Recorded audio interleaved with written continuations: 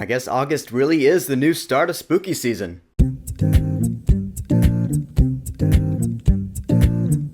Wednesday, Season 2, Part 1. Yeah, Wednesday Season 1 blew up when it came out a few years ago, so naturally there's gonna be a Season 2 of this hit show based off the Addams family. And in new Netflix fashion, instead of a thorough binge, they're releasing it in a Part 1, Part 2 kind of deal, like the last couple of seasons of Stranger Things. So now we have the first 4 episodes of Wednesday Season 2. The last 4 are coming out in about a month, and so let's dive in. I'm gonna give you a spoiler warning. These first 4 episodes have been out for a few days now, so if you haven't watched them yet and you're planning on it, don't watch this video, because I'm gonna be revealing some stuff. If you have watched them or you don't care, then you're good to stick around. So in Wednesday Season 2, Wednesday Addams is back at Nevermore Academy. After having mastered her psychic abilities, now there's a new mystery. Someone is coming after her, and she gets a vision of Enid's death. Enid, of course, being her roommate. Well, we can't have that happen, so the case is on. And now more shenanigans ensue. I do my best work in the dark.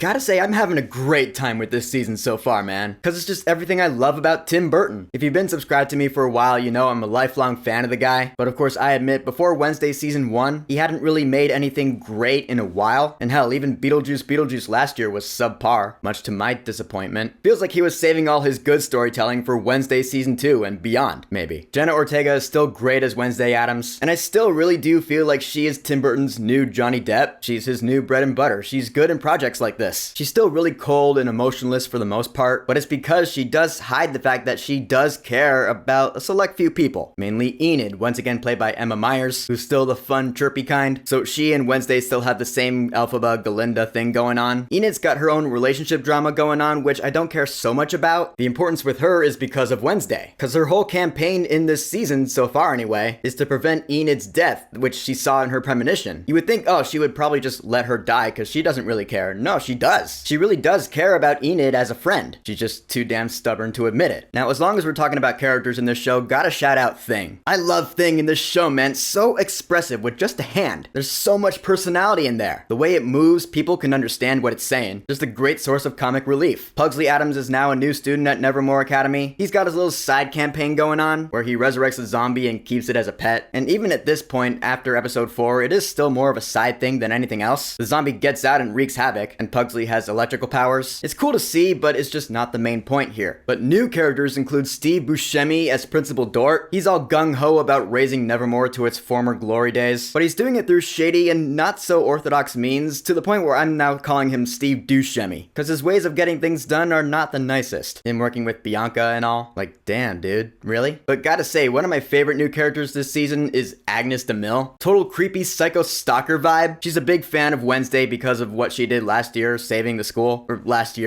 season. Yeah, at first I was like, okay, this kid is creeping me out. But then Wednesday uses her to her advantage, and Agnes starts helping out with her case, and it turns out she has a really fun, wicked personality. I don't know, I just thought she was fun to watch. The way she interacts with Wednesday and with Enid, I laughed at some of her dialogue. I think she's funny. Big props to Evie Templeton in this role. She's great. Plus the fact that she just looks like she's right out of a Tim Burton sketch. Like, spot on. That's crazy. Which is gonna lead me into my biggest praise about the first half of this season so far, is that, yeah, it is classic Tim Burton, like I've said. Everything is there. The twisted imagery, the humor, the mystery, even some awesome stop motion. The first episode, we get this whole stop motion animated segment, which I thought was awesome. And it does lead into what Pugsley's subplot is going to be all about. But just seeing something like this again, like this old school stop motion animation style that Tim Burton is known for from like the 90s, it was super cool to see again, man. Although I will say, when it comes to this season story-wise, you can definitely tell that there are a lot of things in there that were made simply to draw out the runtime of the episodes. Because each episode has been an hour long so far, no less. And maybe that was a mandated rule from Netflix, I don't know. But there are quite a few things I was like, that didn't have to be in there. Like in the third episode, the whole camping situation, where that rival troop of guys comes in and they have this whole competition. I was like, this is not important to the story at all. It was just put in there to draw out the runtime so this episode could be an hour long. It was fun to watch, sure, but at the same time, I felt like I could have skipped this whole thing to get back to our main story. It was an unnecessary side quest, there for fluff. But one of the big storylines this season so far anyway is Wednesday is starting to lose her psychic abilities for some unknown reason. Well, actually, it starts out, her powers are kind of glitching. She's getting these black tears when she has her visions at first, and then all of a sudden her visions just stop coming. They're glitching out. So she needs this book, which is going to teach her how to take care of that problem. But her mother, Morticia, she's like, no, don't do that. That book is bad news, and I'm going to keep it now. Leads to a rocky relationship with her mother. They even get the grandmother in on it. That actually was a pretty cool scene with the blindfolded duel. Wednesday's like, I challenge challenge you to a blindfolded duel. I'm gonna win this fair and square because I need that book. And so they duel. Ultimately, Wednesday does lose, and Morticia burns the book. I was like, oh, shit. Okay. Wonder how Wednesday's gonna get that power back. Yeah, I will say, Catherine Zeta-Jones and Louise Guzman as Morticia and Gomez Addams, they're still great. Their part is a lot bigger this season than it was in season 1, as pretty much just a cameo. Now they're in pretty much every episode, and I love them. But the big story this season, so far anyway, is of course the premonition of Enid's death. Someone's coming after Wednesday. We do get to the bottom of it in this first half of the season, because at first Wednesday's being stalked. We get to the bottom of that in episode 2, because it turned out to be Agnes who can turn invisible, which leads me to call her the Cheshire Stalker. And again, I love this character. She's great. But she's not the one behind this big scheme though, because these premonitions, they involve these crows. We learned that it's an avian, someone who can control birds, being led by a one-eyed crow. Really creepy looking. Although I will say the visual effects in this show, the CG,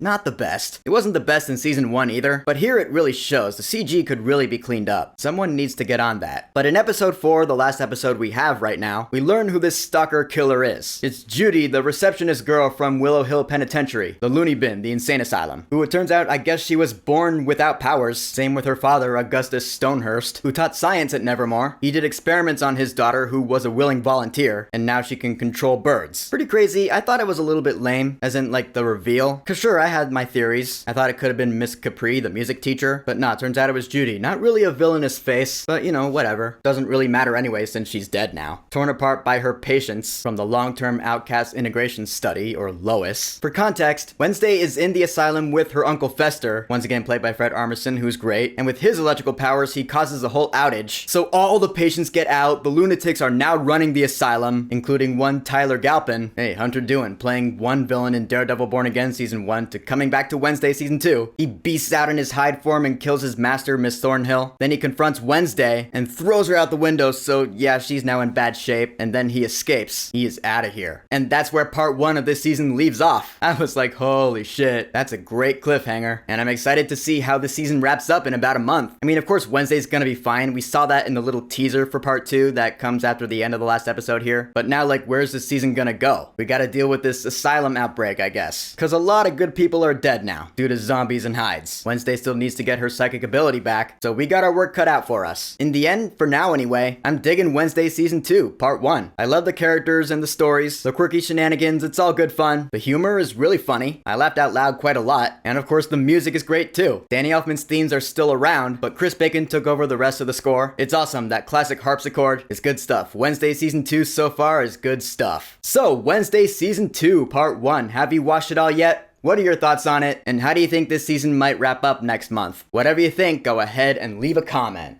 And of course, thank you for subscribing. Now if you'll excuse me, it's back to watching Babe play Undertale again. Yes, finally giving that game another try again. Peace!